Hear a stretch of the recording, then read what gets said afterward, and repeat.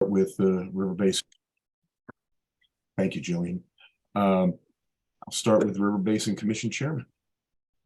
Good morning, everyone. Jason Bellows, Chairman of the Commission from Lancaster County, the Lower Basin.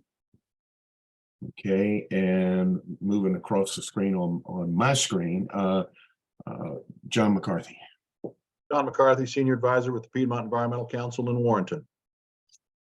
Deirdre Clark. Deirdre Clark, Director, John Marshall Soil and Water Conservation District serving Fauquier County. And let's see, Michael Volpe. Hey, good morning. Mike Volpe with Open Road Renewables. Good to see some familiar faces, and thanks for hosting. Pat Cody. Pat Cody, Northern Virginia Conservation Trust. Luke, beard keeps getting bigger, Peters. Hi, y'all. Luke Peters. I'm with the Berkeley Group, and I work with a lot of governments in the Rappahannock region. Thanks, Luke. John Saunders. Colin Saunders, Stafford County Environmental. Molly Mitchell. Molly Mitchell from the Virginia Institute of Marine Science. Michelle Edwards. I'm Michelle Edwards with the Rappahannock Rapidan Regional Commission. Tommy Blackwell. Yes, Tommy Blackwell, Commissioner of the Revenue, Essex County. Bill Latney. Bill can get off mute. All right. We'll come back to you, Bill. I had a hard Go time ahead. getting unmuted there. There you go. Bill Atney, I'm a landowner in Westmoreland, King William. Thank you, Bill. Margaret Danneman.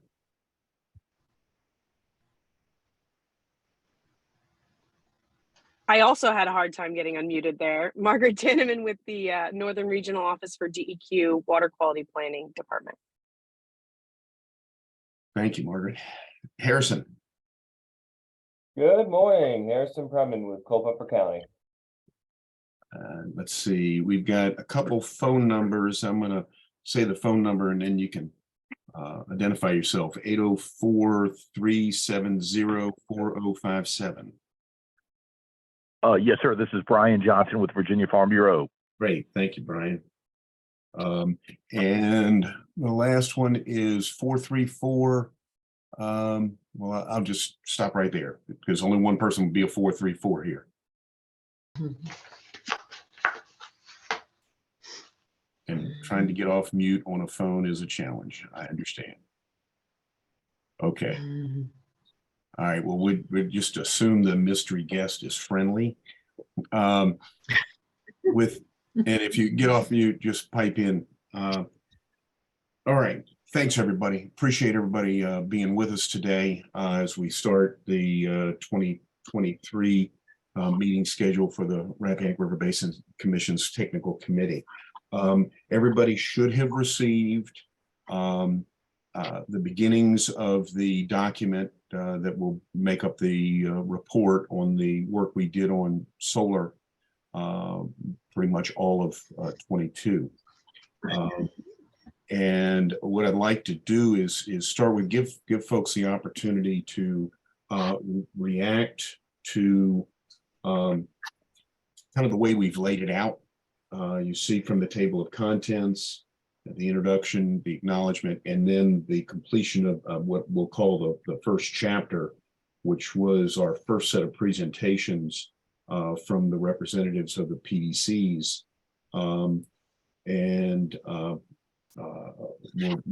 So I'd just like to get some general reactions first. Are we on the right track?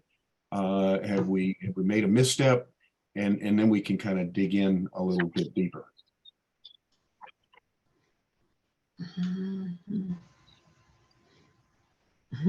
I'm either folks haven't read it or I see John laughing, Harrison, or I'm assuming that the silence means we're okay with the direction that this is going in a general sense.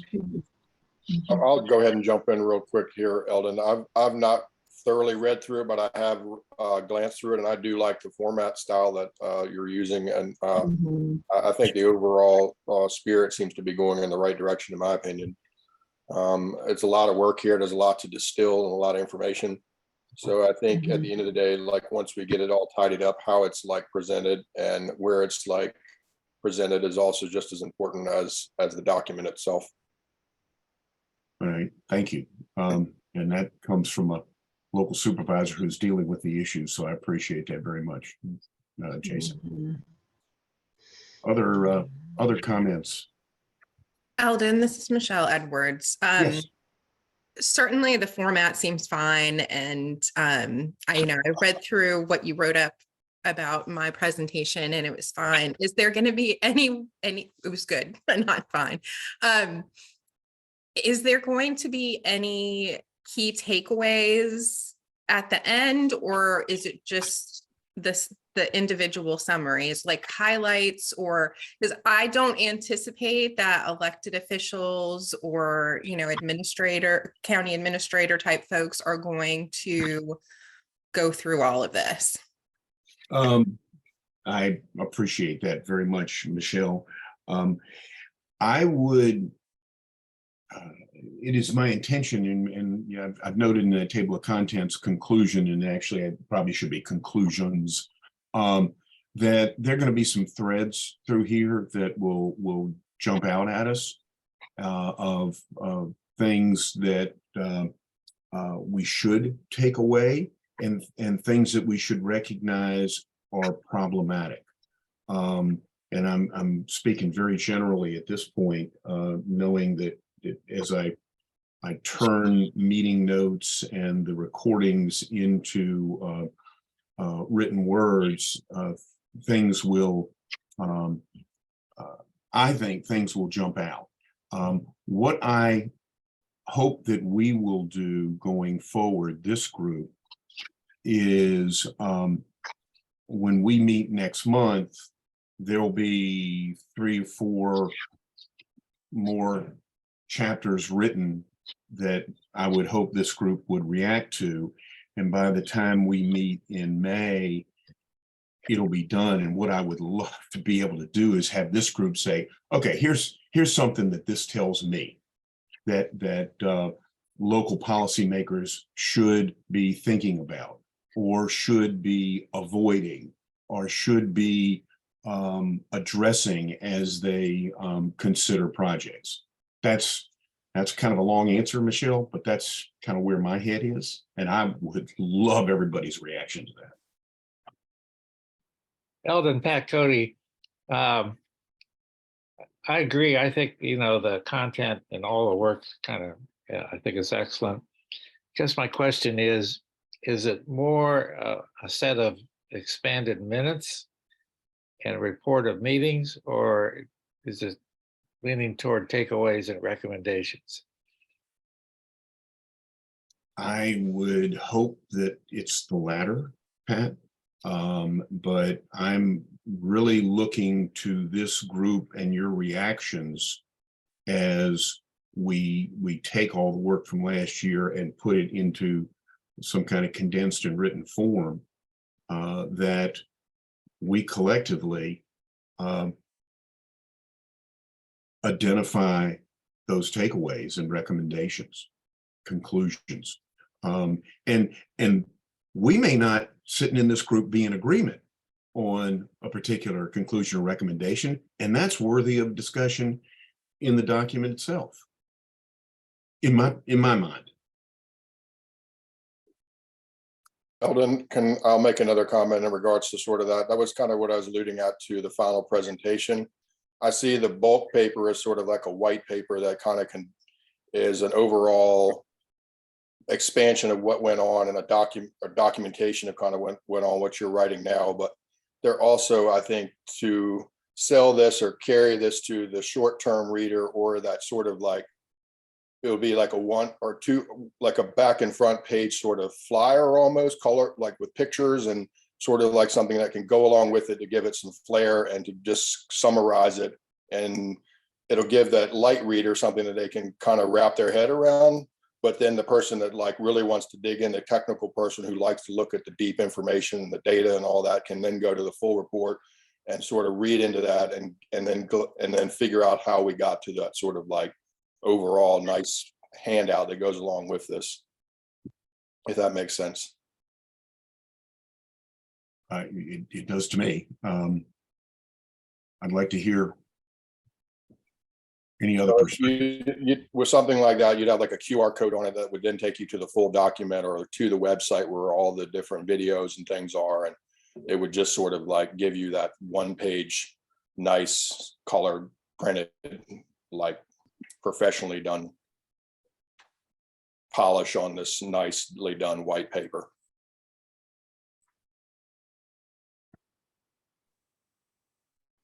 Other thoughts, perspectives? Eldon, if it's helpful, this is Mike Volpe from the solar development community. One of the things that I think is real is that best practices are sort of an assemblage of what is known across the industry and by the practitioners and the localities. And the reason that we're participating in this is that we want to drive best practices across the industry. And there's a lot of learning. For example, had the opportunity to sit down with Deidre just last week, and she talked about in the RPA and in the wetlands, potentially not just setting back from that area, but actually adding beneficial vegetation by adding plantings of relevant native species to utilize the area that's within the project footprint, but it's going to be set back. There's a ton of work on topsoil considerations as well. When we work with Chair Bellows and the Lancaster County Board of Supervisors, there actually was not as much knowledge about topsoil as there is today, just a year later.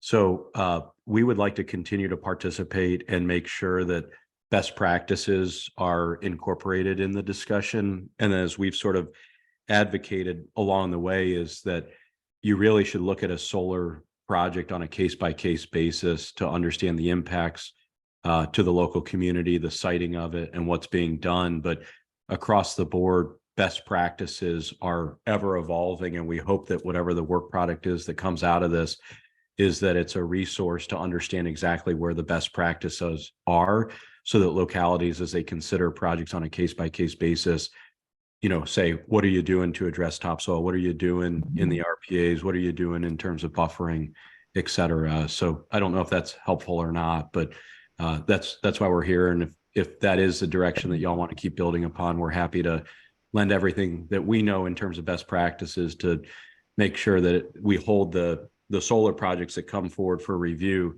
to the highest standard possible, because there's sort of cross-learning across different localities that is the benefit of this group.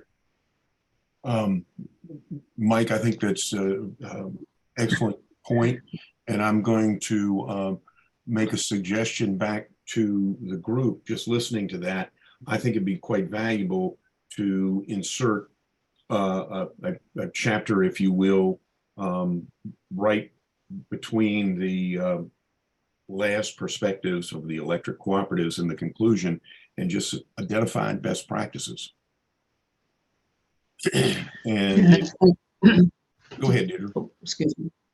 I was just going to mention that Michael came into our office and we discussed their proposal at some length, and it might not be a bad idea to include the local Soil and Water Conservation District and NRCS and other agencies within the review process so that those best management practices can be addressed. It just so happens that the property that they're looking at, as is often the case, is an agricultural property, and some of the smaller streams could use some attention and some protection as they move through the proposed solar facility and at the outfall and the benefit to the downstream issues.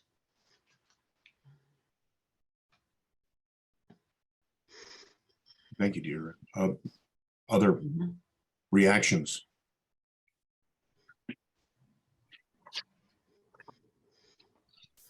Okay. Eldon? Yes. I mean, I guess my thought on best practices is I think that this group could handle that from a planning and policy standpoint. I'm not sure how far into the weeds with that we can go. I mean, this isn't, it's a technical committee, but when you start getting into things like topsoil and whatnot, that's really getting far into the weeds. I think like things like you should consider a list of those types of things, I think would work really well. But as far as getting into a true best practices technical document, I mean, that would be a feat to be able to provide something like that. Thank you for that, Michelle. No, the work of this, yes, we call this the technical committee because it's certainly much more technical than the commission itself. But the commission's role is a policy advisor recommendation group. And so anything that we would turn out that would be for the use of the commission is going to be more on a policy level. To properly arm the policymakers who are the members of the commission. So no, I do not see us doing mathematical calculations, but we can certainly identify best practices from a policy standpoint. I think we're perfectly capable of doing that. And if I could chime in, Eldon, the thought that I had in mind, things that come up are whether there's hazardous material on site. And very simply put, there's a toxic characteristic leaching protocol test by the EPA that in the best practices, rather than prescribing the solution for best practices, it may just be items for consideration to ensure best practice. Toxicity of components, downstream watershed, and potentially improving the watershed, potential dual use of solar plus ag, topsoil consideration, setback, screening, decommissioning, all of these things that are topics, but that you don't have to prescribe exactly where the bleeding edge of best practices, but you could incorporate as consideration so that localities have sort of a comprehensive list of what's taking place in different localities across the state. That was my idea, and I don't know. I believe it was Michelle, whether that resonates or not, without creating a book report, but making sure that it is flagged so you get the benefit of the cross learning. This is Michelle. Yes. I just wanted to make sure we were on the same page, Michael. And that's pretty much what I was thinking, that you would have a list of things to consider, not, prescribe this is what you should do on these technical areas. But yes, I would agree. Eldon, I wanted to bring up one more thing that arose recently. That's related and certainly not as a valued judgment, but just to be aware. I was on a EPA Bay program meeting with the local lead, like the local government work group, the tree canopy work group, and the land use land cover work group. We're kind of trying to plan the next 2 years, and the tree canopy numbers for Virginia are way down. There's a net loss of almost 10,000 acres this year. And so the Bay program collectively is trying to figure out recommendations as far as incentives. Certainly no one is discussing that there should be an end to solar development. It's more as to, how we can encourage things to be incentivized for them to be away from our prime forest lands and whatnot. So that discussion is also going on in the Bay program, and I believe DOF is having those discussions as well in Virginia, because it is a statewide and a watershed-wide issue. Yeah, that got mentioned. Also, I think you were part of that last week at the commission meeting. Thank you, Michelle. All part of the considerations. Other comments where we're going with this, and then also if there are any specific comments on the besides Michelle's on the chapter that's in everybody's hands on the views from the PDCs and the localities. I'll just toss in that from, the energy consumption point of view, Virginia's looking at 20 years of 5% peak summer load growth every year. And it's driven entirely by the data center industry. When Amazon announces $35 billion investment, and the other data center companies are going to be doing, if not comparable, then at least some substantial amount. Peak load's going to double plus over the next 20 years. Most of these users want renewables, and there's a certain amount of wind that'll play a part of that. There's a certain amount of distributed that'll play an vanishingly small part of that, particularly as long as Dominion limits what can be done. We're not talking what we were talking about a year ago or 2 years ago in terms of the amount of land required for panels. Double it, triple it. And particularly in the northern part of the state, because that's where the concentration of data centers is in Loudoun, Prince William, and Culpeper North. That's where a lot of new transmissions are going to happen. So this is a transformative experience that's going to affect all of us, because you can't put all those panels in that part of the state where the electricity demand is coming. But that's where the electricity demand is coming. Without data centers, Virginia's energy demand is flat. We're at 0.5% population growth, and efficiencies are more than making up for the increased demand of that 0.5% population growth.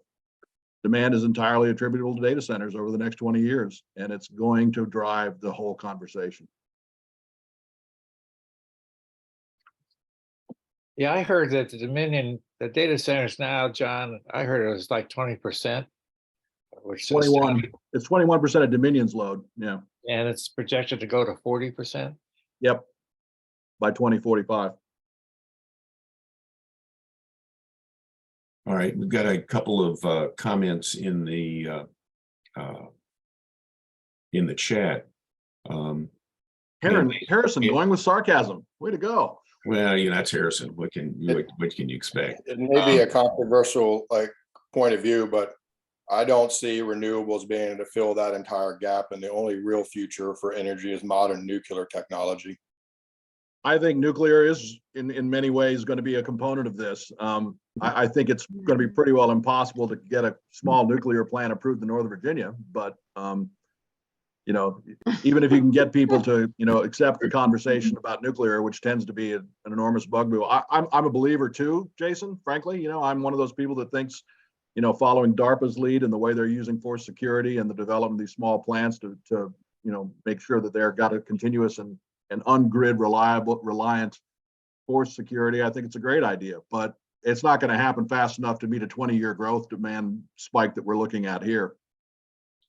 I don't think you're going to have. I don't think there's any way that we can build out that much renewable either. I don't think there's enough land or support from localities to build that much of it. I mean, I think we'll do our part, but we're not going to.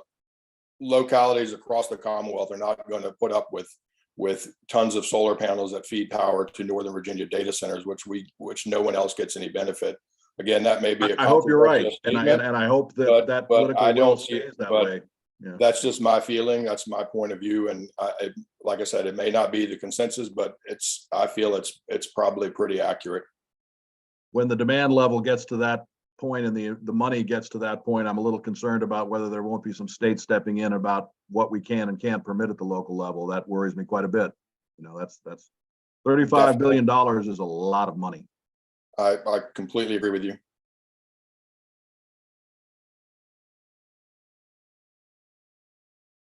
One observation in the discussion, I think everybody's right about the concerns. The question is if you do it airtight to the best of your abilities, and we have a best in practice project developed, properly set back, properly screened, and maybe with dual use like sheep grazing plus solar, and you have all the considerations in place, does the adoption of the facility something that over time may become more commonplace? It doesn't address the concern of displaced silviculture or row crops. But I think what everybody's saying is very, very real, which is we have an incredible challenge ahead of us to find a way to balance the scales to decarbonize the economy in a thoughtful way while addressing these very real land use issues. And the future is very unknown, but all that we know is that the legacy projects to date that have been built have insufficient permitting conditions. And that's because the vintage projects that were permitted in 2018 and 2019 that are coming online now were trying to be developed in a least cost fashion where it was unclear whether they would pencil or not. So you don't have the ag style fence, you don't have sufficient screening and setbacks, you don't have sufficient conditions. And just sharing a perspective while acknowledging the dynamic is very real is if you do it right and it becomes really a non-controversial topic in a locality and it's done properly and the fiscal profile is right, you can't address the existential concern of taking land out of full row crop production or silviculture, but can you do it in a way where you're more likely to have adoption because you get to best practice? But everything that's said, I agree with Chair Bellows that there's not enough land out there. I agree with Mr. McCarthy that the load growth driven by data centers is very, very problematic in terms of the resulting renewable or zero carbon supply. And it's unclear right now on how we solve it.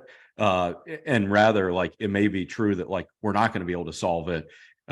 So what can we do? And the answer is try and get a best practice established and then be very thoughtful on land use decisions. Yeah, I was certainly not arguing against what we're doing here. It's very important. It's very important to try to come up with some, templates and best practices and checklists and all the things that are necessary for local governments to address these issues on a proactive and ongoing basis. And I'm in the camp of saying we do need to develop a lot of renewables and we do need to get more panels. But if we could do a lot more in distributed than we're currently doing, cut into that demand, for green space development by doing some brownfields and some rooftop development to cut that demand down by 20, 30, 40%. That would certainly help a lot of the conflicts that we're having in greenfields developments out there with the loss of agricultural capacity. I keep looking west to California thinking, we're not going to get a lot of our food and fiber out of the Central Valley in 10 or 20 years anymore. And having some places near where people live to grow stuff is going to be pretty important in the future. And finding those best practices, implementing them, protecting the most important agricultural lands, the most historic cultural, resources, but doing good projects. That's very important. I'm not denigrating this effort at all. I'm just simply saying the demand growth is now spiking in a way that has created a very dramatic imbalance between what local governments are willing to do and what the industry is demanding. I think that balance of multi-use is really important going forward too, because at the end of the day, 40% of our farmland is already in energy production. It goes into ethanol and other things that go into essentially energy.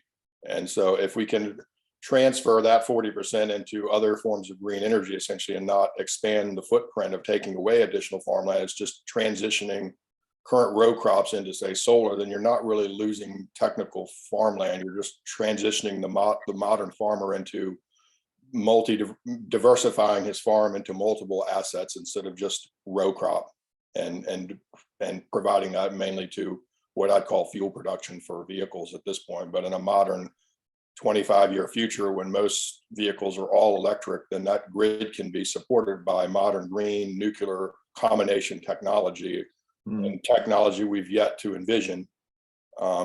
If we had continued to invest in nuclear technology since the Nixon emission industry and the types of nuclear reactors we have now, we would be way ahead of where we are today. We just sort of dropped the ball on that, in my opinion. Fair. All right, I'm going to ask a question that I hope isn't just rhetorical. And Mike, you may be the only person on here to answer this. What's the dynamic relative to technology change in solar panels over time? We're talking, the numbers we're talking about 20 years, 25 years. What's going to happen to that technology? You got an 800-acre solar facility today that produces, X, when it gets near its useful life, do you change the panels out for a more advanced technology and suddenly you're producing twice the energy? I don't know. I don't know if anybody can answer that question. I can't. Well, technological advancement is always, I mean, it's there for the data center industry. I had a conversation with a data industry professional and said, there's some kid in the Silicon Valley basement, developing some plasma widget that's going to take all that storage capacity of 150,000 square foot building and put it in the size of a teacup. And he says, you're right. But there is so much demand for data that we're going to fill all those damn buildings with teacups when that time comes. And based on the demand curve for data and, I blame all the guys at ESPN trying to figure out the draft of upcoming college kids for sports. They're analyzing every incredibly obtuse, narrow little statistic, and all that stuff requires computing capacity, and that's apparently what's going on in all these places. In addition to figuring out what stuff we'll buy if we get the right email sent to us, but it's just inexorable, and the demand has no cap to it. And so I do think, great. I hope the data the renewable industry develops more efficiencies. I mean, I think history has shown that will happen, but I think simultaneously demand will grow. So it'll hopefully keep some sort of balance, but I'm not sure that the disruptive new thing, the new widget, is only going to have an effect for a limited period of time. And Eldon, to the great commentary. I don't disagree with what you're saying, Mr. McCarthy. NREL, National Renewable Energy Lab, which is a subset of the Department of Energy, has painted sort of a picture of the technology future on slide 20 of the link that I put in the chat box. With a single junction silicon cell, which is what solar panels are, there's a theoretical conversion efficiency limitation of 29%. And most commercial panels, the conversion efficiency is around 24 or 25%. So there's a limit. And what we're seeing in the labs, in the basement, and some Silicon Valley kid is new material science innovation of multi-junction semiconductors, where the conversion efficiency theoretical limit is well north of 50%. They're forecasting 2030 and beyond. I think it's reasonable to think that the energy density has the potential to double over time, but not much more than that. So you could shrink the footprint in half if the technology roadmap shown on slide 20 is correct. In response to Harrison's comments of rooftops and brownfields and all that, the way that I think from an energy perspective we should think about it is all of the above domestic low carbon energy is something we should pursue. And then you start looking at the trade-offs and sort of the economic viability of it. Some rooftops are great for hosting solar panels. Some brownfields are great. Most are not. And most are not because of technical reasons that if you were to make the technical improvements to then make them viable, it would become economically unviable. So if you think about what's happening is the free market, if you will, quote unquote, is pursuing clean energy solutions in order of most economically viable. We proposed a 131 megawatt solar project in Lancaster County to Chair Bellows and others at the Lancaster Board of Supervisors. And the reason is that overhead Dominion 115 kV line could accommodate 131 megawatts of injection capacity without network upgrades. And that's how we got to the best unit economics. Now that project will sit on, call it roughly 1,000 acres, maybe a little bit more. And that's taking land out of ag production and silviculture. But the unit economics of that are probably 4 or 5 cents a kilowatt hour versus if we were to go on a rooftop, it's probably 2 or 3 times as expensive for a rooftop that's economically viable. So I know we're down a rabbit hole, and I'm sorry for the rabbit hole that we're down.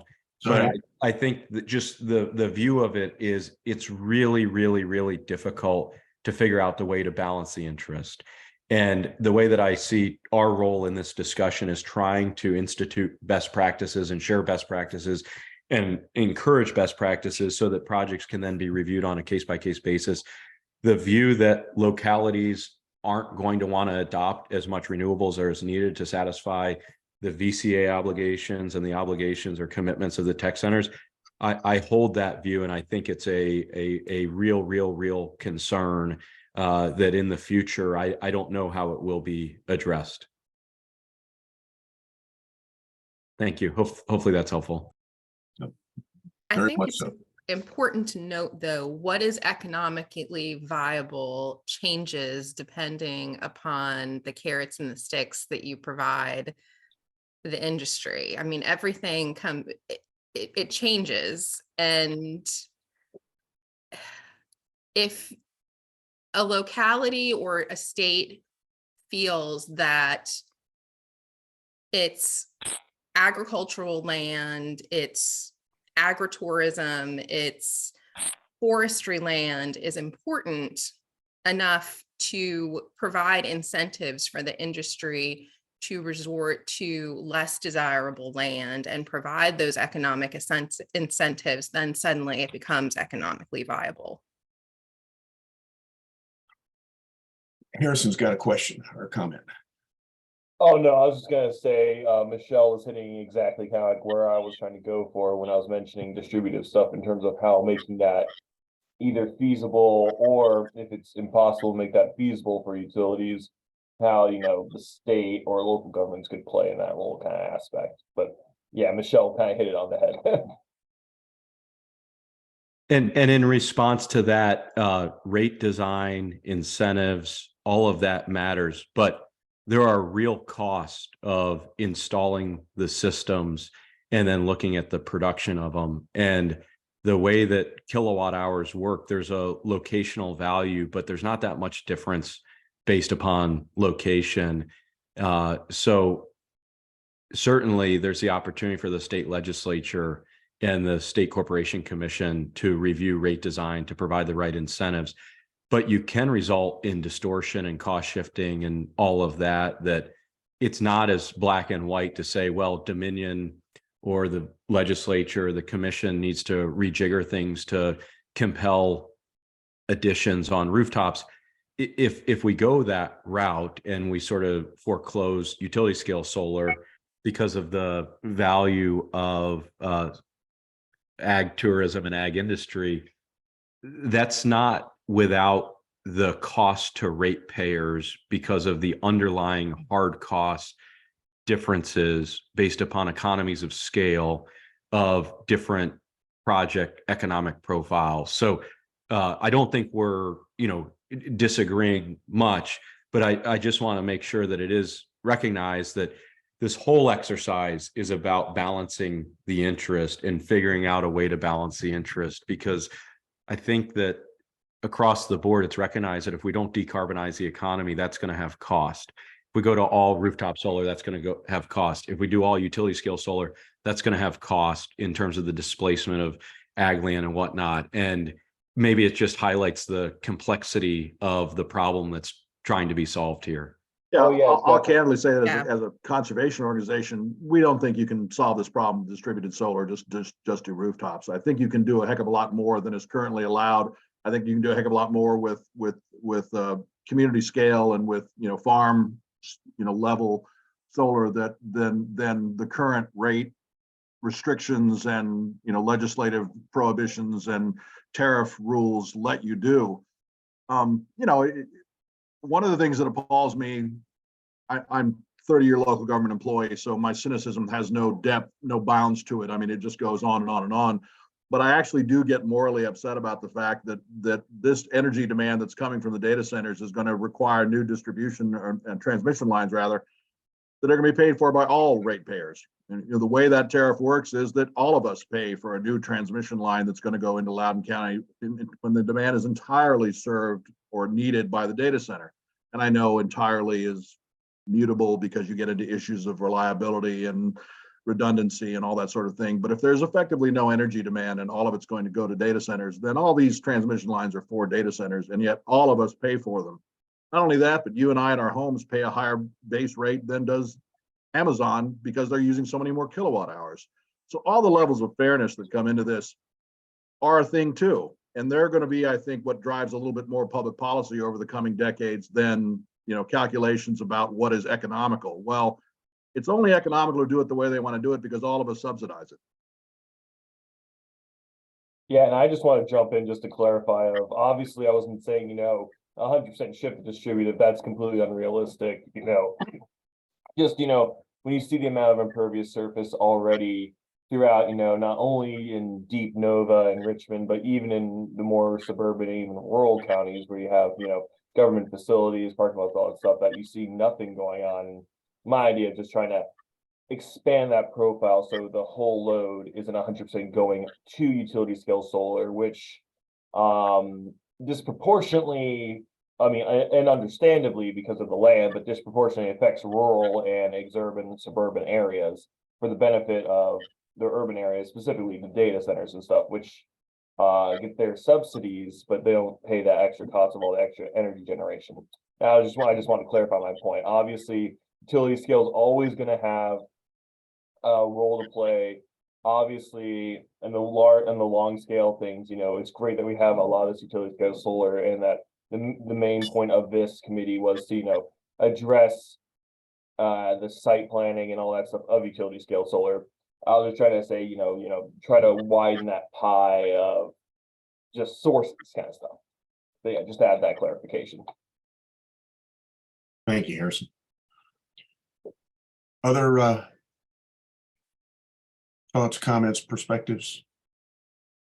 Ellen, I suggest that since this is recorded, this discussion just wrote the challenging opening chapter.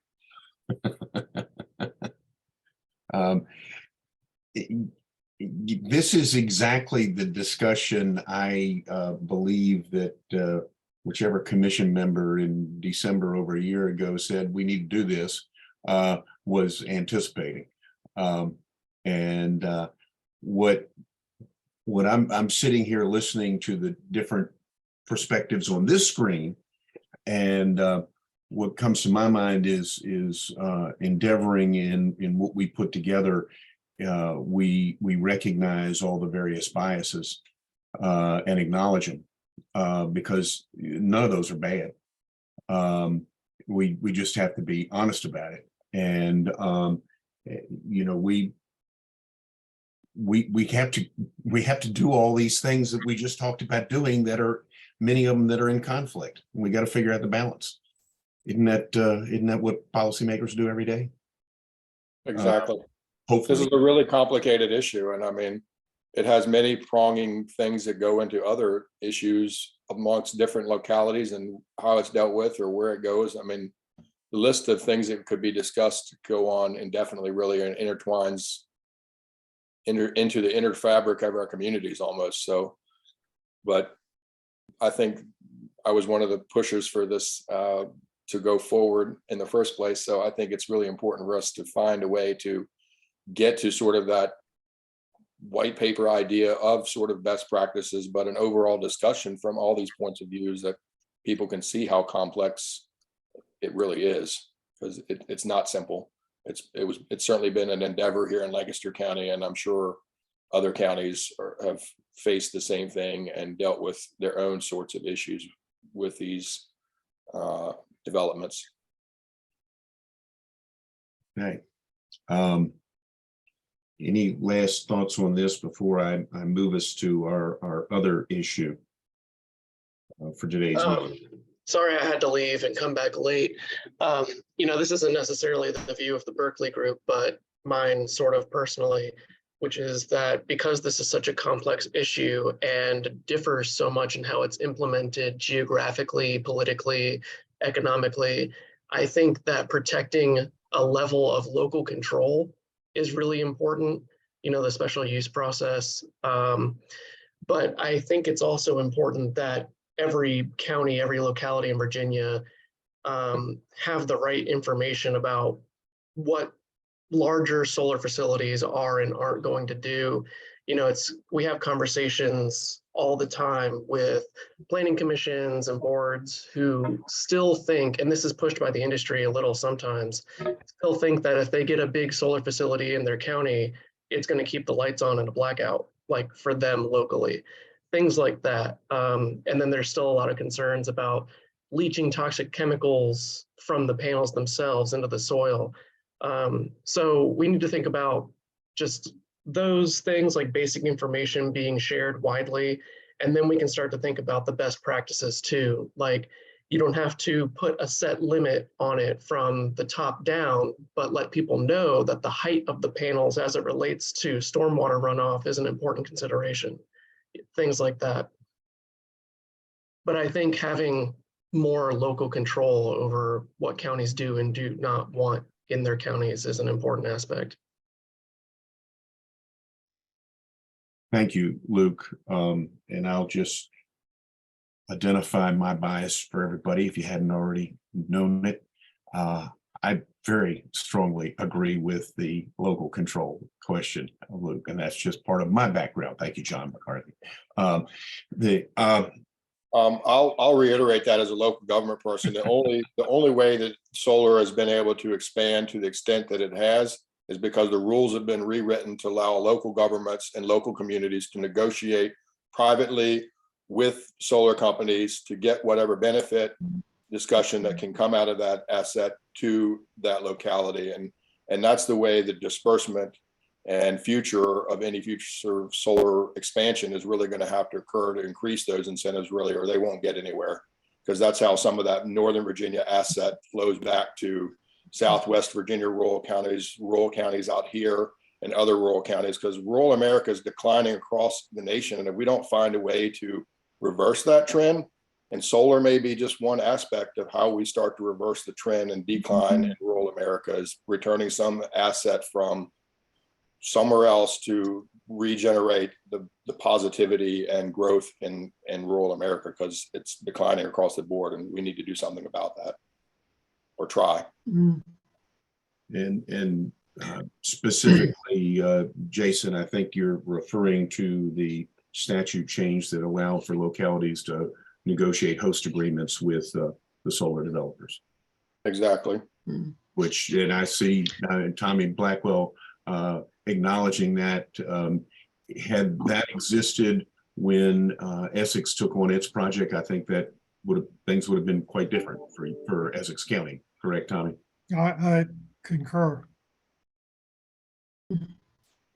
I'd like to offer the opinion that in the case of rural development, et cetera, the perceived economic benefit to some of these rural communities, in my mind, might lead them to compromise on some of the issues involved with regard to decommissioning, the protection of associated resources that are on the ground prior to the installation, et cetera.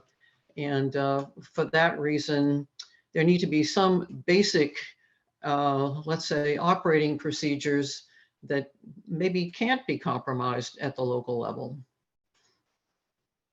I'm thinking of fracking. This reminds me a whole lot of mining issues that I have dealt with, the fracking issue, which is fresh in our minds, and the economic incentives that were proposed to localities, and the problems with individual landowners not necessarily understanding the agreements, the legal implications going forward.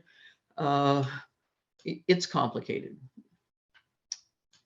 And rooftops, I've seen a lot of data centers with nothing on rooftops but vents. Seems a little ironic. Mike's got another comment. Yeah, just so Deidre's aware, there is statute that requires decommissioning plan and decommissioning bonding be put in place. And it sort of goes hand in glove with the full bona fide local control of the current statutory regime. We fully support the siting agreement as well to address things that may be outside of the ordinance and also provide a fiscal profile to the county that's beneficial. It should be known, and I think everybody on the line appreciates this, the good developers, quote unquote, want to show up and work through these issues. The good developers were responsible for the siting agreement, House Bill 1675, in the 2020 session alongside Delegate Keith Hodges and Tom Schwartzwelder down in King Queen. The good developers were a part of providing the revenue share to take solar out of the M&T composite index. So these are some areas of progress that have been made over the last 3 or 4 years based upon feedback from the localities and then taking that up to Richmond. But obviously there's still more work to be done. And maybe a way to think about it is anything that's best practice, that's universal, could and should be in statute, like have to use panels that pass the T-clip test and non-hazardous for landfilling, have to have a decommissioning plan, anything where public health, public interest, public safety is germane.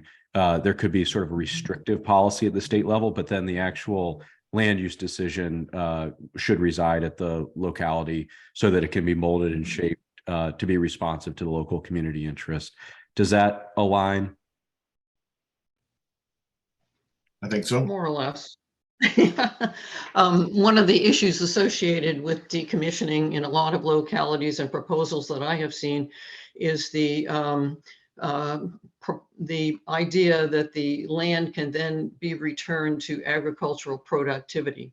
Now, in the case that Mike's group is going forward with in Fauquier, there will be grazing on site, so you do get that generation of biotic activity within the soil.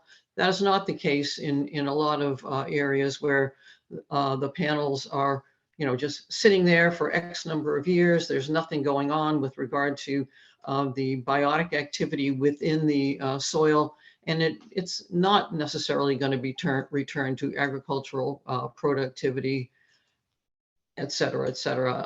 And the manner in which the panels are installed, many of them that I have seen, and this is developing as time goes on, required footers and gravel bases, concrete, et cetera. And you're not going to return that land to agricultural use without major work being done to remove that material, et cetera. But I see that your company has moved beyond that, and you're just using, metal posts for installations, et cetera. So a lot of issues that are being resolved as time goes by. But I'm afraid that a lot of landowners are hoodwinked in many ways, and I'll use that expression because it is true. Like I mentioned, it's like the mining industry in many ways. And unfortunately, the good players are being cast in the same lot as the bad ones. Just an opinion. Right. Go ahead, Eldon.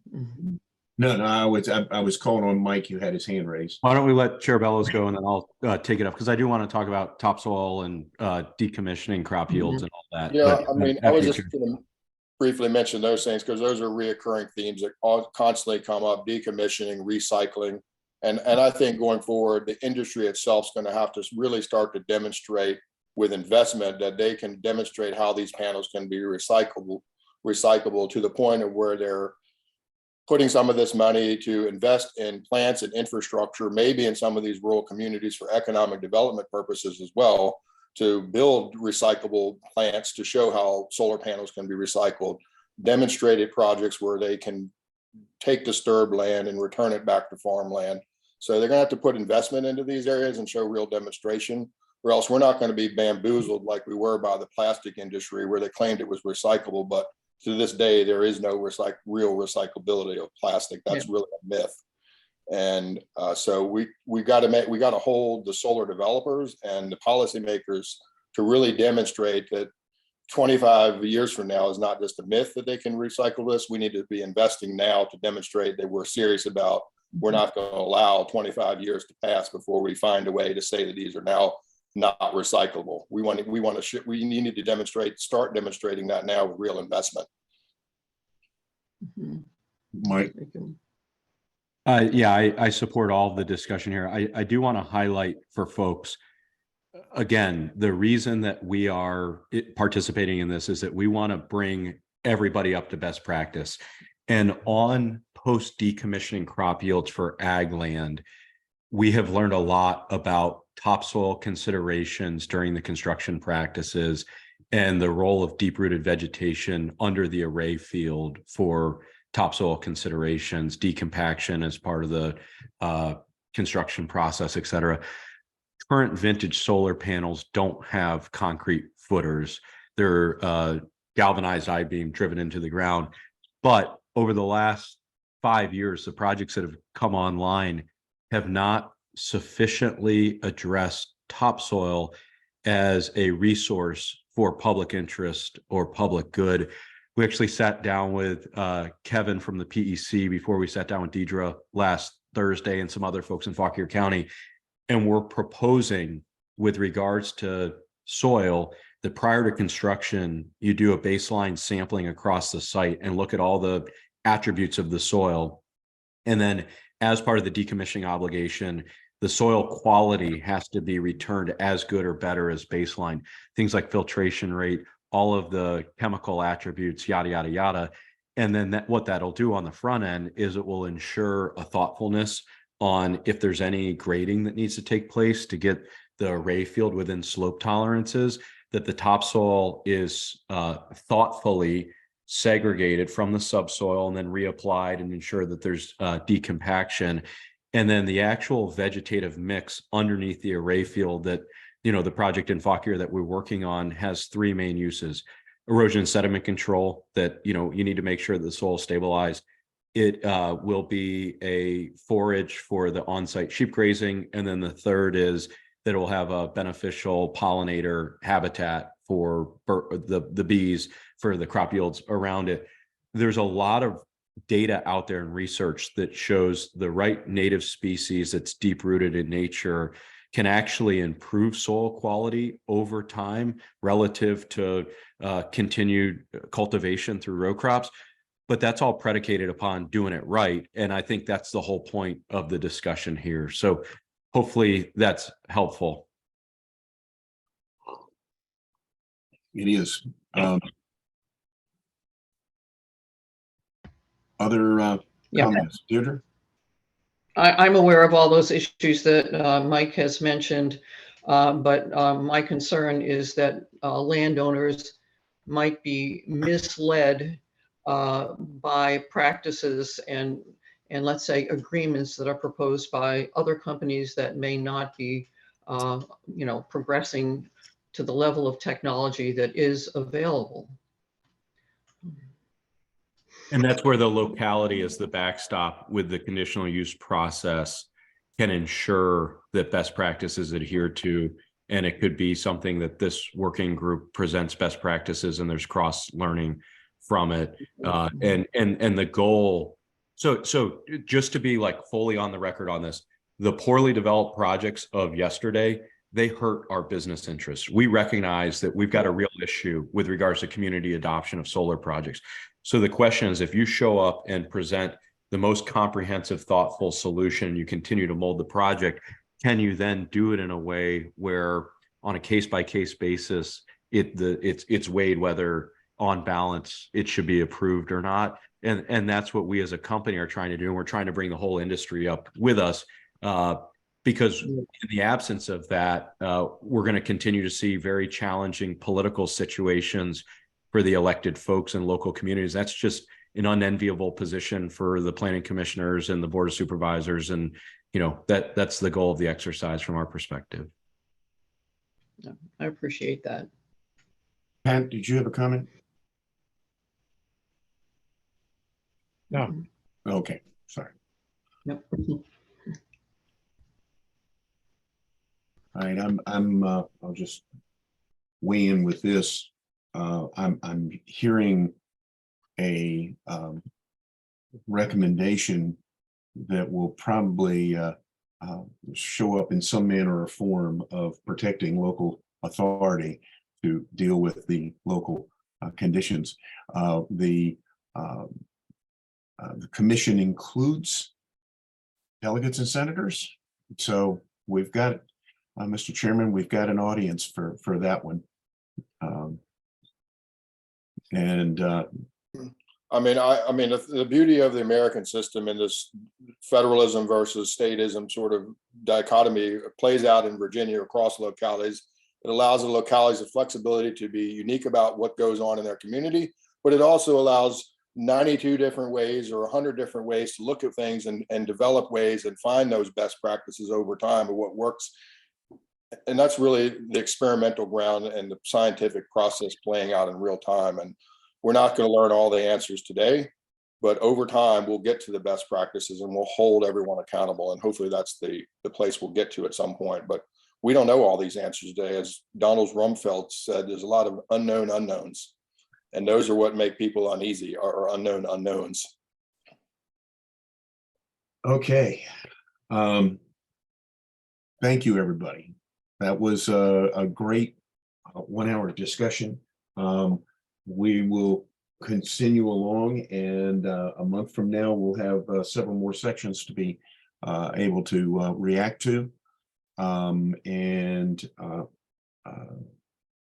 With that, I need to move us to flooding and floodplain management issues. I understand we may lose a couple folks in this group whose interests lie with the solar, and we appreciate your participation and hope you will continue to participate if you have to leave us now. Let me kind of set the stage just a little bit. Back in the December, this seems to happen at the December meetings of the commission, you had a presentation that everybody should have received a copy of by Wetlands Watch on the Community Flood Preparedness Fund. And that led to a discussion by the commission on the increasing frequency and intensity of storm events and flooding issues, and that the impact that has on public and private property. The commission's discussion was kind of left with, we need to be talking more about this. And so here we are. I sent everybody a copy of that presentation. I hope you had a chance to glance through it. It's not hard to follow. Wetlands Watch has done some good work with the program. I'm going to ask a question of the group. I know that each of the planning districts and the solar water conservation districts are dealing with these issues. And my question to this group is, what can we hash out in the coming meetings, bring forward that would be beneficial to share with the elected officials on the commission? It's a very big, broad, general question, but that's the way I need to start the discussion. And I know everybody on here is dealing with these issues. Some more so than others, but I think we lost Michelle, because I know each of the PDCs have been addressing this. And let's see, we've had 3 people join in the course of the previous discussion. I will give them the chance to introduce themselves. Well, we lost one. Pam Mason.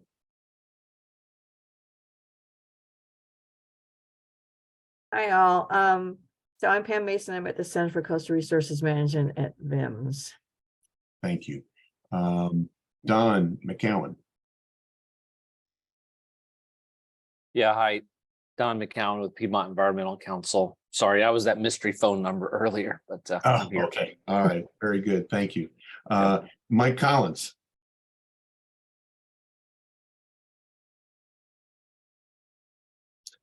Howdy, everybody. Yeah, American Climate Partners, we have a 5-year contract with Dominion Energy and the Department of Forestry and some other partners to look at carbon capture under a solar array facility for them, starting off primarily using biochar with some other biostimulants.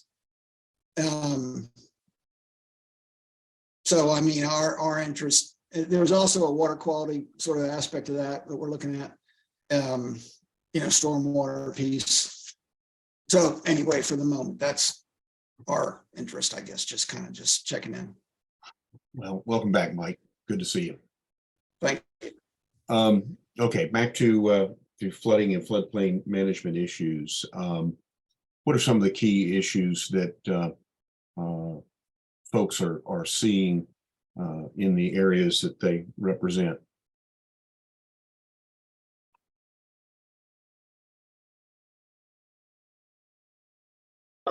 Eldon, I can speak a little bit. So talking for, this isn't the Rappahannock region, but I'm sure it applies to some of the localities there. But talking for Crater PDC, one of the problems is that a lot of the localities don't have sort of historical NGOs who've been doing on the ground work with communities to identify more localized flooding issues. So Petersburg has had the James River Association there for 20 years trying to figure out issues at the local level. And so then when grants finally come around, they are well positioned to do all the things that the grant requires and make really compelling applications. Whereas almost every other locality in Crater is just relying on the capacity of 1 or 2 staff people who just apply for grants as they can. They have flooding issues. Even like Sussex County has a huge flood zone going through it, but they aren't well positioned to tackle those problems just because, I don't know, it's the same reason that I leave things in my car all the time or have car problems. It's because you only think about it when you're in the car and forget about it right when you go inside. So, you think about these things when it floods, but then you have other issues come up and there isn't a consistent sort of community effort that is focused solely on flooding and environmental issues to kind of carry the torch. Now, like some are trying to get there, like Friends of the Lower Appomattox River right now is just focused on getting a trail system put in, but eventually will become more like Friends of the Rappahannock and will be positioned to go after grants like that. But Ford does a really good job too in that space. But that is an issue. It's just keeping the thread of flooding awareness going at the community level. So I'm going to say that in a different way, kind of just general lack of technical capacity at the local level. A bit, and someone to handle all of the outreach. This is just a lot of grants nowadays really want you to do more deep outreach with the affected communities. And, that's local governments don't really have the staff to keep up with that. Talk about an example of deep outreach. Well, so it's like I was saying, the James River Association has been working directly with underserved communities in Petersburg for the better part of 20 years and has ramped up even more recently. I think it's White Hill, the neighborhood there. There's like a ancient Black community, one of the first Black communities in the country. And have been doing basically their own charrettes over the years, just to figure out what their environmental issues are.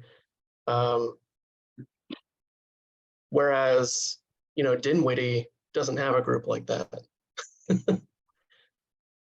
Okay. I'll jump in just for Stafford County's perspective. We have a pretty robust floodplain program. We're a CRS community, so we do some pretty aggressive outreach. We have our rep loss areas identified, so we're sending out letters, letting folks know about their risk and purchasing flood insurance and that sort of thing to, so that they're protected and at least understand what the risk is. A lot of our challenges with flooding is less talking about the 100-year floodplain and more of the localized flooding issues from legacy stormwater management facilities and lack of adequate infrastructure or failing infrastructure. And so, you know, there's different ways that you can tackle those issues. You know, the thing with like a lot of these grant funds that are out there, they do take a lot of time to write for those grants. There are strings attached to those grants that aren't always appealing to all of the elected officials. They requires acknowledgement of certain things that some folks are sensitive to. So, you know, it's just kind of trying to thread the needle there to be eligible for some of the stuff like CFPF has. You know, does require a resiliency plan, that sort of stuff. So there is some legwork too before you can just go out there and start going after grants for this sort of stuff. So.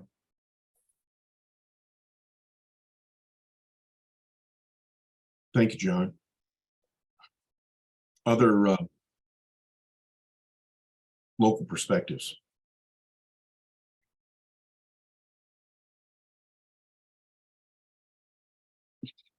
Harrison, are y'all doing any flood-related work in Culpeper? Not to my knowledge. I will say I'm definitely not the person to ask about that.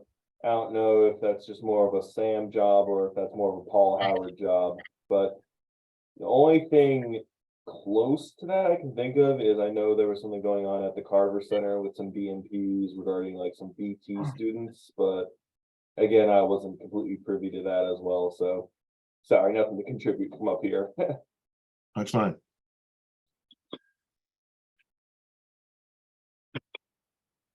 Okay, for our let's jump to a different perspective on flooding. I'm gonna call on Pam from the VIMS perspective. Put you on the spot. Well, thanks. I think we should call on Molly.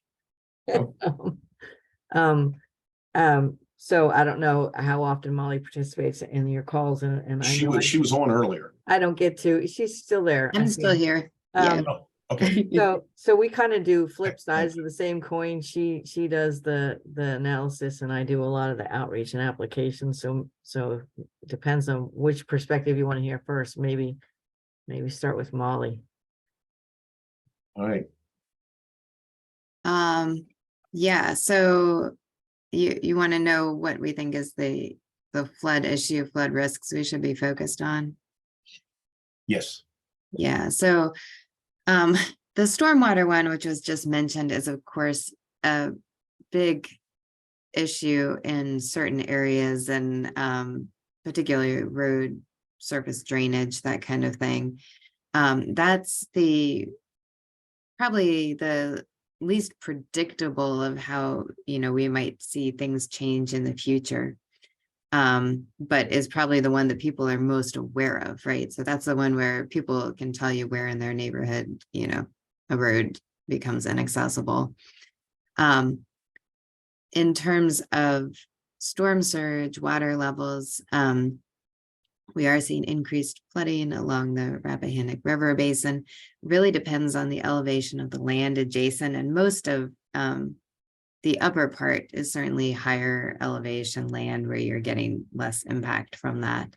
The areas in the front of the bay are probably the areas where we're seeing the biggest increased flooding area, where you've got the lower elevations. And so, yeah, we expect to see that increase with sea level rise issues. So those low-lying areas are the areas where we expect to see flooding. We do expect to see increased erosion also along with the sea level rise along the lower part of the river again. And so that would be, you know, where you have these tall bluffs and things where starting to get undercutting, that's where you'd expect to see concerns there. So that's kind of our big, looking forward, our big issues we see emerging. Okay, Pam, on the outreach side. Yeah, so with that perspective, I mean, one of the things obviously we're very interested in at CCRM is the wetlands, the effect on wetlands of these changes. And wetlands are considered to provide so many ecosystem services, from water quality improvement and water benefits to supporting commercial recreational fisheries to improving, preventing and diminishing erosion. And so one of the things that's anticipated is that depending on the topography of the land surface, like if it's really flat, so maybe towards the mouth of the Rappahannock, there might be at least initially some expansion in tidal marsh, but the long-term net picture for tidal wetlands is not good. I know the Rappahannock in general doesn't necessarily have as much of a wetland bench along the edges, but there are lots of creek systems, and in those systems, the same thing. So as sea level rises, those wetlands are going to start to go underwater. And so one of the places that we spend a bit of our effort is trying to encourage folks to think about long-term planning for wetlands persistence because of all the ecosystem services wetlands provide. The other thing, interestingly enough, from just an outreach perspective, when we start talking about allowing for wetlands to migrate, we're also inherently talking about people moving out of risk areas, right? So if we're making space for wetlands, we're removing human risk from those same areas. So it sort of cleverly maybe accomplishes two tasks, so we start potentially improving the long-term human health and human vulnerability by allowing for natural systems to naturally respond to the climate changes. And Molly talked mostly about sea level rise and tidal flooding, but obviously we also have some work going on at the Center for Water Sensors and water level testing, and there is some efforts to start doing some more riverine flooding work, and so starting to put those two things together so we have a better sense of how those two things work together. And arguably, when you have large storms with a lot of riverine flooding and sea levels also rising, and let's say it's high tide, the middle portions of the rivers, like in your area, you're going to be talking about just Fredericksburg and south of there, you're going to get a real huge slug of water. And in the Rappahannock, that would, like I said, that would occur, kind of toward the head of tide. But interesting enough, really all of our river systems have that same issue, and all of them have some sort of urban or large scale development right at that location, because historically that was part of our development patterns. So that creates another sort of conundrum. It's like, so as sea levels rising and you have a coastal storm, the coastal storm is pushing water up the river and at the same time dumping a whole lot of water in your watershed. There's just flood storage, and making space for that water is problematic, especially in that area that's head of tide where our developments are.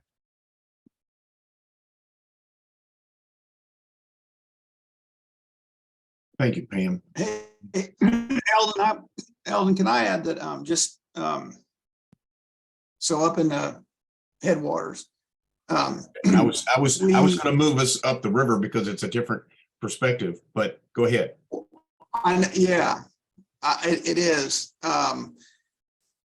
So, we provide regenerative landscape management contracting services, to landowners in Virginia and up in the headwaters. And so a few years ago, we started talking to people about putting in woody debris structures and tribs. And that started to take off. There are people that are sort of getting that now for, aesthetic reasons and other reasons. So that's helpful in terms of sort of dampening down that slug, that we're talking about. Again, this is headwater, not coastal plain work. These woody debris structures or woody beaver dam analogs can be put in these tribs. And then that water, when it's coming in, it spreads out over the floodplain. And then the other thing that we do that again is gaining traction is put in savannas.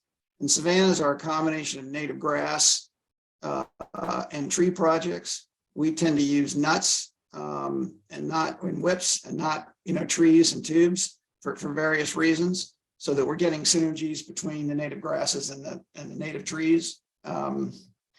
And so combining those two things together sort of holistically for us as a service provider is getting traction with landowners.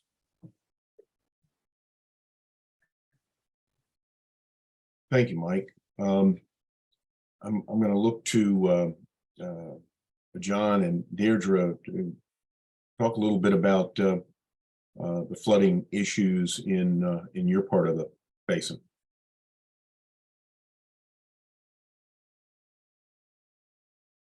Well, I mean, the only thing I'll mention it as broadly as I could possibly say it is in the upper region, floods get up a lot faster, but they go away a lot faster too. And they tend to be more constrained within existing watershed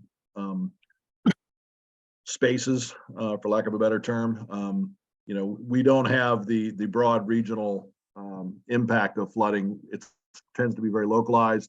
It can be extreme. You know, it gets up a lot faster and it gets higher in terms of multiples of the existing stream bank flow, but it goes away very quickly. Deirdre? I think John certainly captured the issues with regard to Fauquier County and the things that the Soil and Water Conservation District are working with. One thing that I'd like to mention is probably I think our local governments need to pay more attention to wetlands and the value of wetlands and floodplains. Sometimes we'll see an application come through with a special exception for construction in a floodplain situation, and there are any number of justifications for doing that, none of which I think are actually justifiable, but nonetheless, that's one issue that I think we need to really pay some attention to. But otherwise, I think John captured our experience quite well. We're starting to do a little bit of mapping. We haven't done much in Fauquier yet, but we're doing some mapping based on the climatological change models that are coming out. We've done it more down in the James watershed and Albemarle in particular. And what it's going to do is that more of the same. In other words, the 100-year floodplain is going to increase in area. It's going to have more impactful result in terms of how fast water gets up and where it impacts. But it's mainly that it's going to get up a lot faster and be problematic in that sense. Frequency increases too, so the 100-year isn't 100-year anymore. Yes, exactly. That geomorphological so evidence from the last several thousand years perspectives- has been changed by us. So. Right, their historic sense that, you know, if I stay out of the 100-year floodplain, I'm going to be okay. Or if I go to the edge of the 100-year floodplain, you know, I might live longer or die before the next storm. That's not statistically as likely as it had been. Yeah. Turns out in the end, we all die, but. Right. But I mean, you know, that whole thing of like, okay, I'm 60, I'm going to build my dream home in the floodplain because it's a 100-year storm and it's never going to happen to me at 60. And then at 62, your house gets flooded with, you know, 5 feet of water. At least some of the models we're seeing is that we're actually probably a net rainfall, you know, increaser over the coming, you know, half century. But the trouble is the periodicity is going to change quite dramatically. So. Right. Well, on the flip side of flooding, I'll just go ahead and mention this is the drought, right? So we're talking about flooding, but there's those two things go hand in hand. And so preparing and addressing one could potentially also allow you to deal with the other. Yep. So thinking smart about water supply and water storage, I think is going to be super important.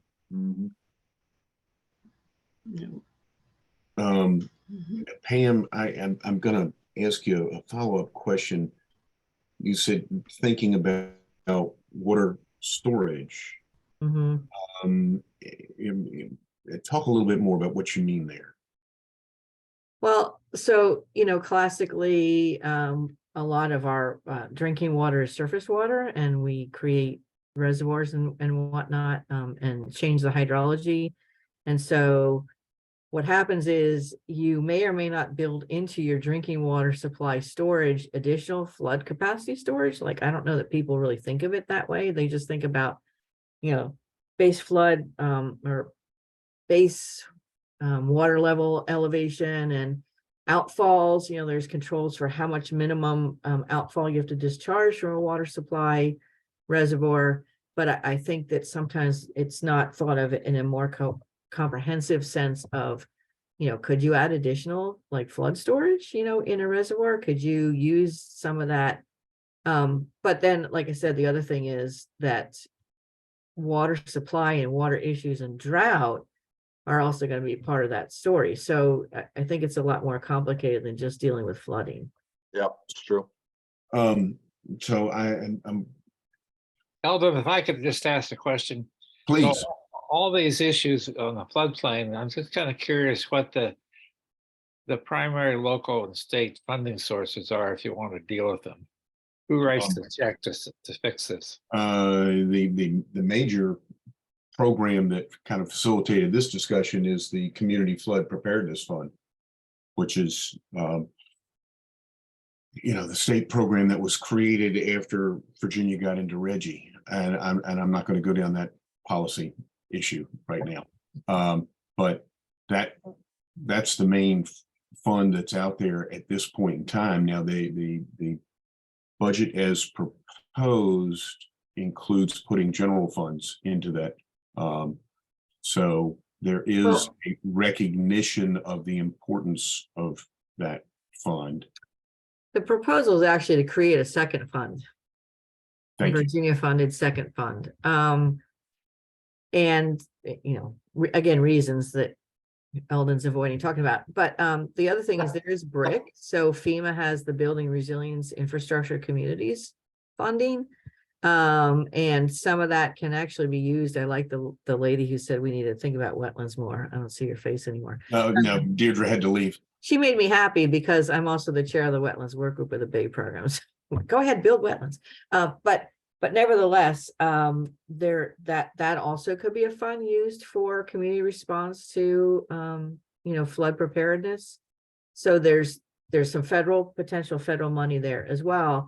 And also, if any of this flooding could be attributed to dam or dam breaks, then you have DCR and their dam safety money. So there's money there as well for dam projects. I like to say dam.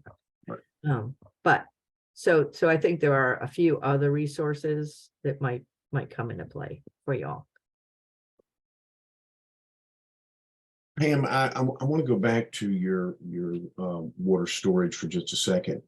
Is part of what you were saying that with the combination of drought and flooding, that additional water storage during flood is a drought mitigation strategy? Well, so again, if the water supply for, like, let's say a reservoir is based on a certain expectation of the climate and base flow and whatever's coming into that, the reservoir, and there's all kinds of studies about that. I guess the question would be if that is going to include projected estimates, and arguably, right, so if you could actually maybe potentially increase your storage a little bit more than you would have thought. Now, of course, if that involves taking up more land, there's cost trade-offs in planning for that. But then you might be able to like hedge your bets a little bit against some of the drought things. And then, of course, the other thing is if for agricultural purposes, folks are taking water out of the groundwater for in drought, so they're going to be watering ag lands more frequently or in different times. And so that's going to sort of change your hydrology picture. So you have the surface water picture and the groundwater picture going together. And I think it's just, like I said, it's important to try to consider as much of that from the integrated perspective as is feasible. And I don't know if you all have any water supply projects in the planning. It seems like every time we turn around in Virginia, though, somebody has one. So, the more people we have, the more water we need, even with careful conservation practices, which have helped a lot over the time. But well, since you mentioned water supply projects, I'll just add that at last week's commission meeting, the issue was raised of water supply may be a re-emerging issue for our commission members. So in December, they asked questions and caused this discussion on very general discussion on flooding. We may be having more discussion on water supply too as we go forward, given some of the freewheeling discussion that occurred last week amongst the elected officials. And like I said, our drainage is, yeah, so the Rappahannock's not unique in that. Other people are looking at water supply, you know, they're talking about it in the James River, you know, so, and it's all sort of at that upper, you know, edge near 95 generally, you know, so, but that's also at that place where you're kind of coming together between the tidal effects and the riverine effects and where all the people live. And so there's this sort of conundrum, I guess, about water supply, water storage right there, and the crux of that. Okay, I wanted to introduce the issue. I'm not totally sure where we're going to go with this discussion. I invite as we leave this meeting, be thinking about the flooding and flooding related issues, and both on the lower end, the upper end, and then in the middle, and how they're different, and what are the issues that would be important to put before the elected officials, and because they expressed interest in hearing from members of this group, and I just love for you all to be thinking about that. We will revisit this in the next technical committee meeting. We'll bifurcate it. We'll talk about solar, and then we'll talk some more about flooding. And as we move towards the commission's June meeting, the commission's June meeting, as you see here, will be down in Essex County. We'll be at the Rappahannock Fire Hall. And one of the agenda items will be VDEM's report on the installation of the river and rain gauges that is active right now. And they will be, by the June meeting, the project should be complete. Unless something occurs emergency wise that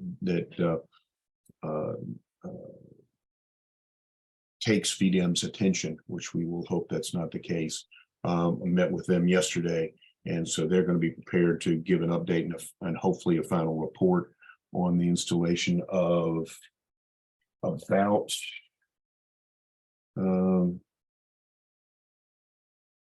15 or so gauges in Fauquier, Madison, Rappahannock, and Culpeper, and how that whole system's working. So that aspect of flooding will be up at the June meeting. With that, any other comments for the good of the cause? Thank you all very much. I appreciate everybody hanging in and participating in this somewhat broad flooding discussion, and we'll delve farther into it as we move forward. Thank you, everybody. Appreciate it. Thank Thanks you. all.